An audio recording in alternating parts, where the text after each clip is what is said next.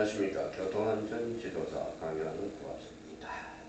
우리 법문사 책자와 관련돼서 50페이지 교통사고 부상자에 대한 응급조치 이렇게 나와 있네요. 자, 교통사고에 대한 부상자에 대한 응급조치로서 응급조치에 대해서는 일반적으로 많이 알고 있죠. 어떻게 하면 교통사고에서 제일 중요한 것은 뭐죠? 신속이죠. 신속. 자, 신속한 응급조치, 올바른 이송 방법, 이게 가장 중요한 거죠. 그럼 신속한 응급조치가 이루어지지 못한다면 그 상대는 목숨을 잃을 수 있고, 또한 올바르지 못한 이송 방법이 내 평생 장애를 가지고 살아갈 수 있다는 겁니다. 자, 교통안전지도사의 경우, 교통안전지도사 이거죠. 안전지도사의 경우는 자, 신속한 응급처치, 올바른 이송 방법을 섭렵하는 것이 필수적이라 할 수 있겠죠. 그렇지 않아요? 우리 교통안전지도사는 신속한 응급처치, 이송방법, 올바른 이송방법이죠. 어떻게 이송을 할 건가, 옮겨갈 건가. 그래서 교통사고 부상자에 대한 응급조치로서 두 가지 측면에서 우리가 보자는 거예요. 신속한 응급처치하고 올바른 이송방법에 대해서 두 가지 측면에서 살펴보도록 하겠습니다.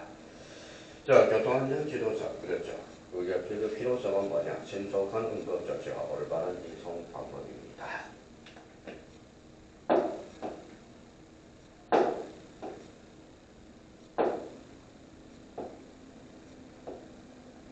자, 그러면 교통사고 발생시 교통안전지도사가 꼭 이런 겁니다. 교통안전지도사가 우리가 뭘 꼭 알아야 할 거예요. 바로 한차 이송법을 다뤄간다는 거예요. 교통사고의 현장에 급박한 위험이 발생할 염려가 없는 경우에는 부상자를 함부로 이송하지 말고 119구급대원, 119구급대원이 도착할 때까지 기다려야 하는 것이 첫 번째 원인으로 살필 수 있고요. 자, 부상자를 이동시킬 때는 목표를 잘 고정해야 되고, 특히 사지 골절이 있는 경우 사지를 적절히 구멍으로 고정한 후 부상자를 들 것으로 옮겨서 병원으로 이송해야 된다는 것. 자, 우리 흔히 이야기를 많이 들어본 거예요. 그래서 응급조치와 어떻게 이송을 할 건가 이 문제예요.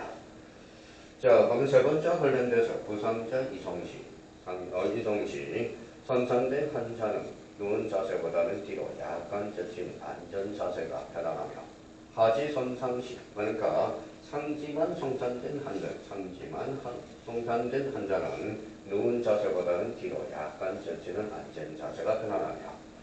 자, 하지입니다. 아리하자죠. 그럼 하지 손상 시에는 반드시 누운 자세를 이용하고 하지를 바닥으로 15cm 정도 눕혀서 부종을 방지하도록 하는 거야. 자, 붓는 것을 방지하는 거죠. 모든 손상 부위는 가능한 심상보다 약간 높여주는 것이 좋다라는 겁니다. 자, 그러면 또 4번과 관련돼서 꼭 알아줘야 됩니다. 여기에서 이제 그러면 다섯 번째와 관련돼서 부상 주의는 차가운 얼음 주머니를 대면 통증을 감소시키고 부종을 방지할 수 있으며 다만 얼음이나 콜팩이 피부에 직접 닿지 주의해야 된다는 것. 자, 부상자의 혈관 손상이 의심되면 이송한 병원과 환자의 상태를 계속 연락하면서 신속히 이송시켜야 된다. 그러니까 아마 환자 이송법과 관련돼서는 안전하게 이송해야 되고 신속한 게 가장 중요한 겁니다. 그래서 우리 6가지 관련돼서 이거 한번 꼭 체크해 둘 필요가 있다라는 것. 자, 그러면 여기에 대해서 우리가 이제 또 살펴보도록 하죠. 자, 교통사고 부상자에 대한 응급조치라는 게 있어요. 그래서 응급조치로서 응급처치라는 게 있어요. 응급처치는 부상이나 질병을 인해서 위급한 상황에 놓인 환자에게 의사의 치료가 시행되기 전에 임시적으로 제공하는 처치를 뭐라고 해요? 응급처치라는 거예요. 일단 응급조치에 대해서 대표적으로 응급처치를 해줘야 돼요. 이런 응급처치는 부상자의 생명을 구하고 유지하며 2차적으로 오는 합병증을 예방하고 부상자의 교통과 불안을 경감시켜 차후 의사의 전문 치료에 도움을 줌으로써 회복을 빠르게 하는 데 그 목적이 있다는 거예요. 자, 그렇다면 교통안전지도사 자, 교통안전지도사가 꼭 알아야 할 응급처치는 일반 원칙은 다음과 같아요. 그래서 네 가지 형태로 분리한 건 빼봤습니다. 자, 첫 번째로 교통사고로 인한 응급 발생 시, 응급상황 발생 시 최대한 침착한 태도로서 신속하게 부상자를 어린이에게 인도할 수 있도록 해야 됩니다. 어린이에게 인도할 수 있도록 해야 됩니다. 자, 응급조치로서 응급처치 시 긴박한 상황이 아니라면 가급적 사전의 보호자 또는 당사자의 이해와 동의를 얻어 실시하는 것을 원칙으로 합니다. 특히 신체의 접촉 등으로 인하여 성희롱과 같은 법적 문제 발생 우려가 있으므로 항상 조치해야 돼. 참 세상은 그만큼 살벌해졌다는 거예요. 그래서 특히 신체의 접촉으로서 조심할 게 있다는 겁니다. 세 번째와 관련돼서 응급처치와 동시에 119 구급대, 경찰, 병원 등의 응급구조를 요청해야 되고 구조 요청 시에는 사고 이치 및 시간, 그렇죠. 사고 및 이치 및 시간, 사고의 종류 및 환자 상태, 그 다음에 부상자 수, 그 다음에 성별, 그 다음에 예측되는 위험 등을 신속하고 정확하게 알려야 됩니다. 자, 네 번째 관련돼서 부상자가 의식이 있으면 직접 환자와 대화하면서 응급처치를 진행하고 부상자가 의식이 없는 경우는 우선적으로 기도를 개방한 후 똑바로 눕힌 상태에서 환자 상태를 확인하며 보호자나 목격자의 대화를 통해 발생 상황 및 환자 상태를 추가적으로 확인해줘야 된다는 것.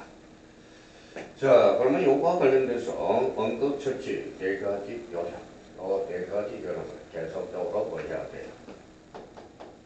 자, 습득을 해줘야 돼. 습득을 해줘야 된다는 거. 자, 그러면 응급처치에 대해서 우리 네 가지 방법을 우리가 봤고요.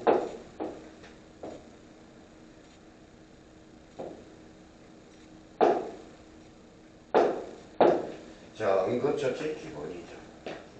기본이 되는 게 무엇인가? 자, 첫 번째, 부상자의 기도인지 중요하죠. 기도인지. 자, 지혈자리는 우리가 봐야 되고요. 지혈자리. 자, 교통사고 시 발생한 대부분 능락면은 출혈을 경험하는 겁니다. 그래서 지혈자리를 빨리 확보를 해줘야 되고, 자, 그래서 이제 그러면 출혈을 막아주는 것이 반드시 필요하다라는 것 이걸 잊지 마셔야 되고요. 자, 그러면 이제 상처가 뭐예요? 상처가 감염되지 않도록 신체 부위에 대해서 상처 보호가 중요하다는 거예요. 부상자의 신체 손상 부위 2차적 과정을 방지하기 위해서 소독거즈로 음습처치하고 붕대로 드레싱하되 반드시 청결하게 소독된 거즈를 사용해야 된다.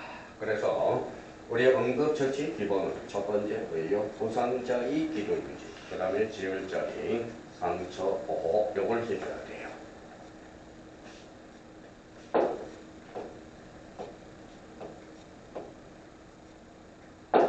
자, 구체적인 응급조치 요령입니다. 요령. 첫째는 이제 출혈이겠죠. 출혈에 대해서. 자, 출혈. 그럼 출혈의 정상과 징후를 우리가 빨리 살펴봐야 됩니다. 그래서 출혈과 정상의 징후를 파악해야 된다. 자, 그러면 출혈의 정상과 징후는 다음과 같아요. 그래서 이 부분에 대해서 우리 형태를 우리가 보도록 하겠습니다. 자, 첫 번째. 자, 호흡과 뇌각이 빨라지고 약해지며 불규칙해진다는 거야. 또한 체온이 떨어지고 때로는 호흡곤란도 나타난다. 두 번째, 탈수 현상이 나타나며 부상자가 갈증을 복사한다. 세 번째 관련돼서 통풍이 확대되고요. 그 다음에 두려움이나 불안을 호소하는 경우가 있고요. 그 다음에 혈압이 점차 약해지고 부상자 피부가 창백해진다는 거예요.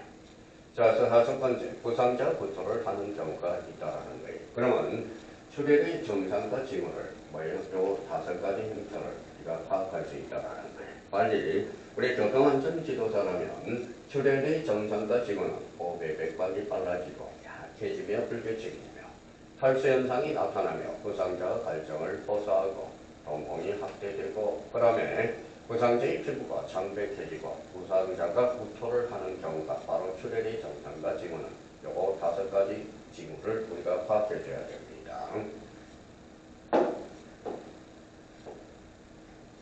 자, 출혈 시 이제 응급조치로서 응급처치죠. 응급처치는 뭐가 있느냐. 자, 국소압박법이 있어. 자, 국소압박법. 상처가 작거나 출혈 양상이 빠르지 않을 경우 출혈 부위를 국소압박하여 진한다. 압박은 손가락이나 손을 이용할 수도 있고 소독 거절을 듣고 탄력 분대를 단단히 감을 수 있다는 거. 그래서 국소압박법. 출혈 시 응급처치로서. 자, 두 번째 관련돼서는 선택적 동맥압박법이 있어요. 선택적 동맥압박법. 자, 국소압박으로 지혈이 되지 않거나 소독 거절을 놓고 압력 국제를 감아도 상처 부위의 출혈을 조절할 수 없는 경우는 상처의 부근에 위치한 동맥을 압박하는 것이 출혈을 줄이는 데 효과적이라는 거예요. 그래서 우리가 압박으로서는 출혈을 완전히 멈출 수는 없으나 출혈을 최대한 줄일 수 있게 되는 방법이 장점이 있죠. 그래서 우리 선택적 동맥압박법이라는 게 있다는 거. 자, 우리가 또 많이 들어보셨죠. 자, 지혈대 이용법이 있어요. 지혈대 이용법이 있다. 자, 지혈대 이용법이라는 것은 출혈 부위 가까운 쪽에 지혈대를 감아서 출혈을 멈추게 하는 방법이다. 하지만 이 방법이 신경이나 혈관에 손상을 줄 수 있고 팔이나 다리에 대사를 처리할 수 있어서 다른 방법으로 출혈을 멈출 수가 없을 때만 반드시 무슨 방법은 최후 수단으로만 사용할 수 있다는 것. 그래서 응급처치로서 출혈과 관련돼서 첫 번째 뭐가 있어요? 자, 첫 번째 국소압박법이 있고 그 다음에 선택적 동맥압박법이 있고요. 세 번째 관련돼서 지혈대 이용법이 있다는 것. 이렇게 출혈과 관련돼서. 자, 우리가 또 대표적으로 화상을 입었을 때는 어떻게 할 건가? 그래서 화상에 대한 응급처치에 대해서 우리가 살펴봐야 되겠죠. 화상의 종류와 관련돼서는 뭐예요? 일도 화상이 있어요. 일도 화상과 관련돼서. 자, 일도 화상과 관련돼서. 자, 일도 화상이란 피부 바깥쪽의 화상을 말하며 약간의 부종과 홍반이 나타나며 통증이 있지만 흉터 없이 치료될 수 있는 게 일도 화상입니다. 자, 이도 화상은 부분 처화증이죠. 그래서 이도 화상은 두 번째 층까지 화상을 말하며 피부의 두 번째 화상을 이야기해요. 심한 통증과 발진, 두꺼가 발사함으로써 지물이 나오고 2차 간염의 위험성이 있다라는 것. 이도 화상. 자, 3도 화상과 관련돼서는 피부 전체이 손상되는 화상을 말하며 폐와 지방과 근육층까지 손상되어 피부는 회색이나 검은색으로 된다는 것. 피부의 체액이 통하지 않으므로 화상 부위는 건조해지고 통증도 비교적 적다라는 것. 그러면 화상의 종류와 관련돼서 1도 화상, 2도 화상, 그 다음에 3도 화상이라고 그러며 1도 화상과 관련돼서는 표피 현상과 표피 화상이라고 이야기하고요. 그 다음에 2도 화상은 부분적 화상이라고 이야기하고 3도 화상은 전적 화상으로서 자, 피부 색깔이 회색이나 검은색으로 된다는 게 특징이 있어요. 그래서 화상의 종류는 1도, 2도, 3도 화상이다.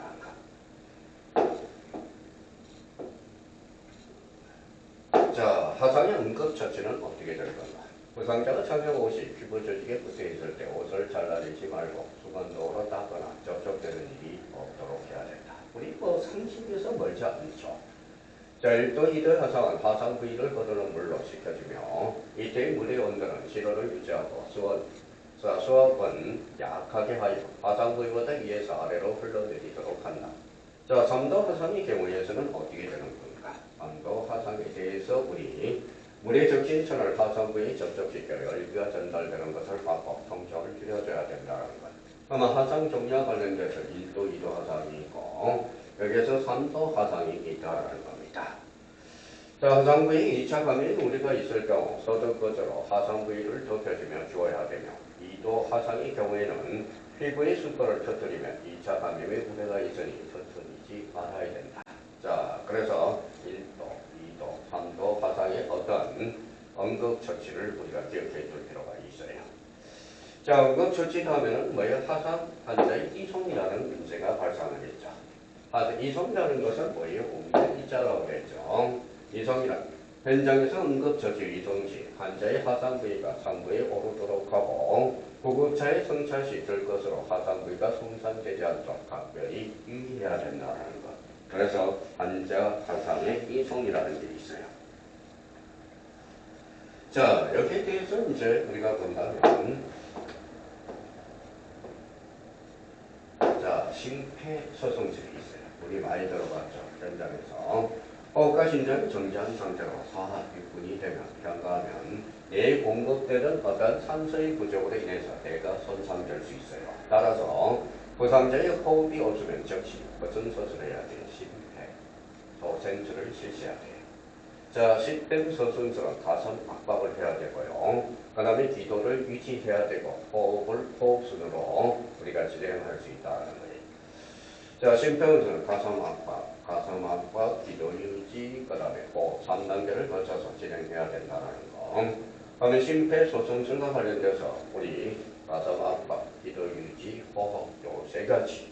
그러면 일반인 심폐소생술 진행 방법으로서 반응을 확인해야 돼요. 자, 그럼 우리 한번 봅시다. 자, 심폐소생술을 합니다. 그러면 거기에 대해서 시행 방법은 반응을 확인해야 돼요. 교통사고 현장에서 부상자의 반응 여부를 확인한 후 반응이 없으면 심장이 정지 변경으로 판단해야 돼요.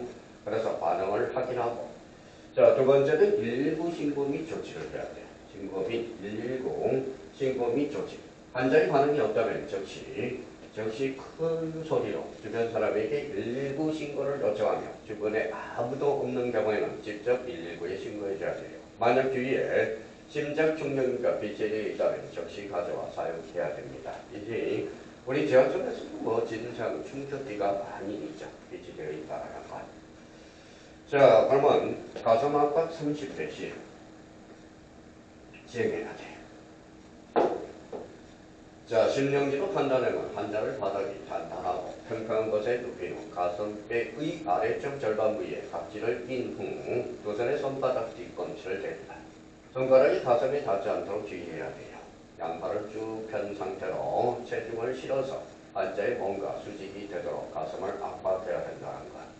가슴 압박된 가슴은 완전히 이완되도록 해야 된다. 가슴 압박은 성인의 경우 분당 100회에서 120회 정도와 해야죠.